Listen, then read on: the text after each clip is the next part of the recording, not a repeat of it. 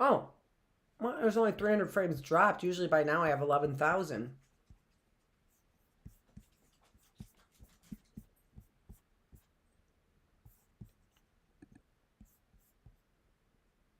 There we go. It's kind of ridiculous. We are here too. I got rearranged here. Let me see. Hold on. We're waiting for the wheel of hate to stop spinning. All right. Chapter 2, Roman numeral number 2. 3 nights later, old Major died peacefully in his sleep. His body was buried at the front, clearly that it was their duty to prepare for it.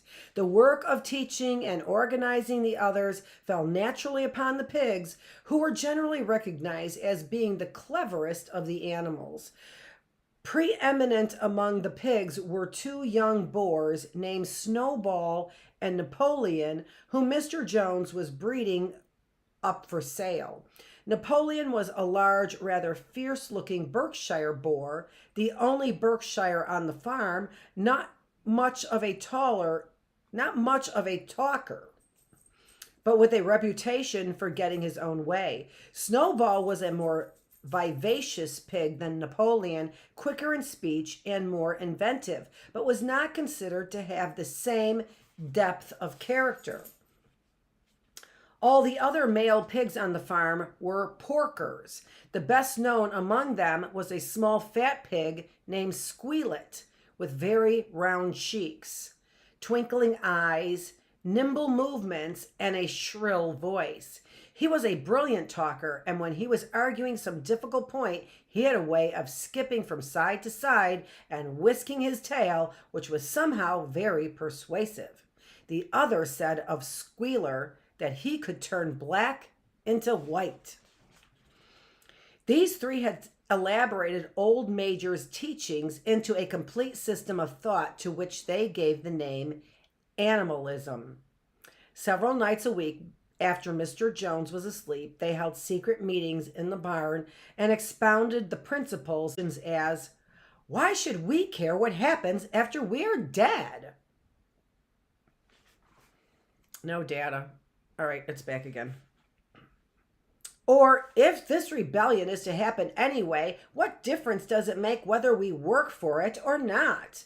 And the pigs had great difficulty in making them see that this was contrary to the spirit of animalism.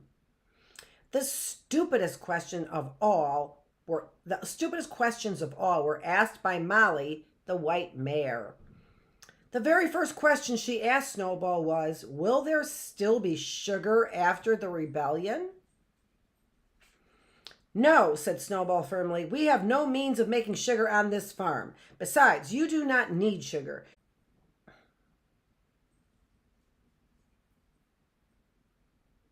Okay, we're back again. It's just so bothersome. Molly agreed, but she did not sound very convinced. The pigs had an even harder struggle to counteract the lies put about by Moses, the tame raven. Moses, who was Mr. Jones' especial pet, that's what it says, a special pet, was a spy and a talebearer, but he was also a clever talker. He claimed to know of the existence of a mysterious country called Sugar Candy Mountain, to which all animals went when they died. It was situated somewhere up in the sky, a little distance beyond the clouds, Moses said. And Sugar Candy Mountain, it was Sunday, 7 days a week. Clover was in season all the year round, and lump sugar and linseed cake grew on the hedges. The animals hated Moses because he told tales and did no work, but some of them believed in Sugar Candy Mountain, and the pigs had to argue very hard to persuade them that there was no such place. Their most faithful disciples were the 2 cart horses Boxer and Clover. Those two had great difficulty in thinking anything out for themselves, but having once accepted the pigs as their teachers, they absorbed everything that they were told and passed it on to the other animals by simple arguments. They were unfailing in their attendance at the secret meetings in the barn and led the singing of Beasts of England, with which the meetings always ended. Now, as it turned out, the rebellion was achieved much earlier and much more easily than anyone had expected. In past years, Mr. Jones, although a hard master, had been a capable farmer, but of late he had fallen on evil days. He had become much disheartened after losing money in a lawsuit and had taken to drinking more than was good for him. For whole days at a time, he would lounge in his Windsor chair in the kitchen, reading the newspaper, drinking, and occasionally feeding Moses on crusts of bread soaked in beer. His men were idle and dishonest. The fields were full of weeds. The buildings wanted roofing. The hedges were neglected, and the animals were underfed. June came and the hay was almost ready for cutting. On Midsummer's Eve, which was a Saturday, Mr. Jones went into Willingdon and got so drunk at Red Lion that he did not come back until midday on Sunday. The men had milked the cows in the early morning and then had gone out rabbiting without bothering to feed the animals. When Mr. Jones got back, he immediately went to sleep on the drawing room sofa with the news of the world over his face, so that when evening came, the animals were still unfed. At last, they could stand it no longer. One of the cows broke in the door of the store shed with her horn, and all the animals began to help themselves from the bins. It was just before then that Mr. Jones woke up. The next moment, he and his 4 men were in the stone shed with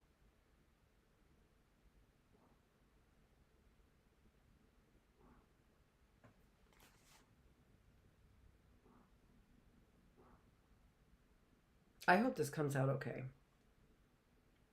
But again, blame Vogel Farms and, I guess my dad. Wah, wah. And my brother-in-law. I don't think I've forgotten about you either, other brother-in-law over there, who to me is Robert Williams. And you know how I know? Because you got the same body. And then that's so effing weird too. Honestly, if this is true, I just can't even imagine the shame that you both bear on your shoulders. Jeez.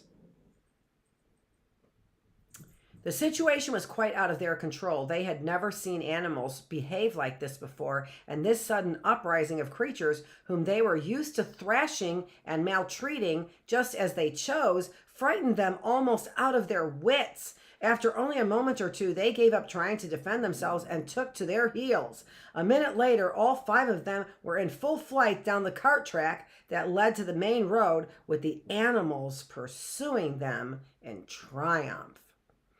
Mrs. Jones looked out of the bedroom window and saw what was happening, hurriedly flung a few possessions into a carpet bag, and slipped out of the farm by another way. Moses sprang off his perch and flapped after her, croaking loudly. Meanwhile, the animals had chased Jones and his men out onto the road and slammed the 5-barred gate behind them. And so almost before they knew what happened, the rebellion had been successfully carried through.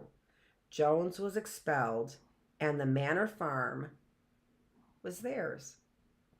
Out the last traces of Jones's hatred reign. The harness room at the end of the stables was broken open.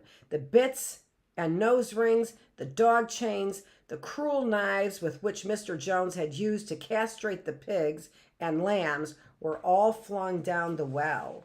The reins, the halters, the blinkers, The degrading nose bags were thrown on the rubbish fire which was burning in the yard. So were the whips. All the animals capered with joy when they saw the whips going up in flames. Snowball also threw on the fire the ribbons with which the horses' manes and tails had usually been decorated on market days. Ribbons, he said, should be considered as clothes, which are the mark of a human being. All animals should go naked. When Boxer heard this, he fetched a small straw hat which he wore in summer to keep the flies off his ears and flung it out onto the fire with the rest. In a very little while, the animals had destroyed everything that reminded them of Mr. Jones. Napoleon then led them back to the store shed. All right, reconnected.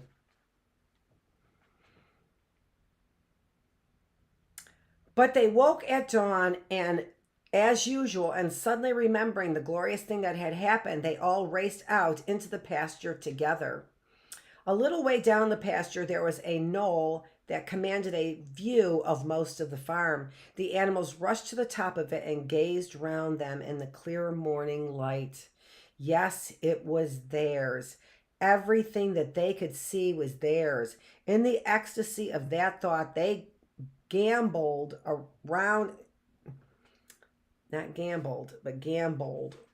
Round and round, they hurled themselves into the air in great leaps and excitement. They rolled in the dew. They cropped.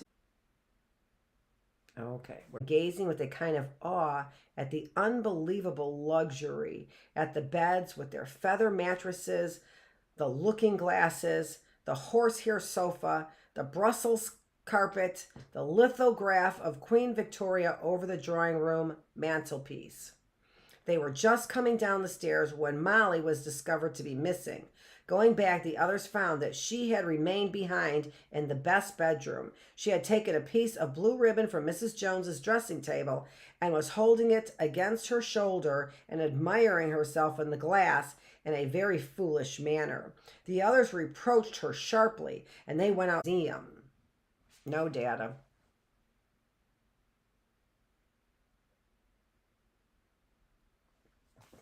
Just stupid. All were agreed that no animal must ever live there. The animals had their breakfast, and then Snowball and Napoleon called them together. "Comrades," said Snowball, "it is 6:30, and we have a long day before us. Today we begin the hay harvest, but there is another matter that must be attended to first." The pigs now reviewed the front of his trotter, painted out Manor Farm from the top bar of the gate, and in its place painted Animal Farm. This was to be the name of the farm from now onwards. After this, they went back to the farm buildings where Snowball and Napoleon sent for a ladder, which they caused to be set against the wall, the end wall of the big barn. They explained that by their studies of the past 3 months, the pigs had succeeded in reducing the principles of animalism to 7 commandments. These 7 commandments would now be inscribed on the wall. They would form an unalterable law by which all the animals on Animal Farm must live forever after. With some difficulty, for it is not easy for a pig to balance himself on a ladder, Snowball climbed up and set to work, with Squealer a few rungs below him holding the paint pot. The commandments were written on the tarred wall in great white letters that could be read 30 yards away. They ran as thus. The 7 commandments. Number 1, whatever goes upon 2 legs is an enemy. Number 2, whatever goes upon 4 legs or has wings is a friend. Number 3, no animal shall wear clothes. Number 4, no animal shall sleep in a bed. Number 5, no animal shall drink alcohol. Number 6, no animal shall kill any other animal. And number 7, all animals are equal. It was very neatly written, and except that friend was written friend, and one of the S's was the wrong way round, the spelling was correct all the way through. Snowball read it aloud for the benefits of the others. So, friend was misspelled, right?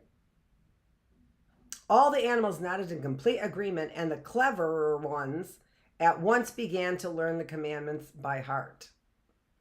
Now, comrades, cried Snowball, throwing down the paintbrush, to the hayfield. Let us make it a point of honor to get in the harvest more quickly than Joneses and his men could do.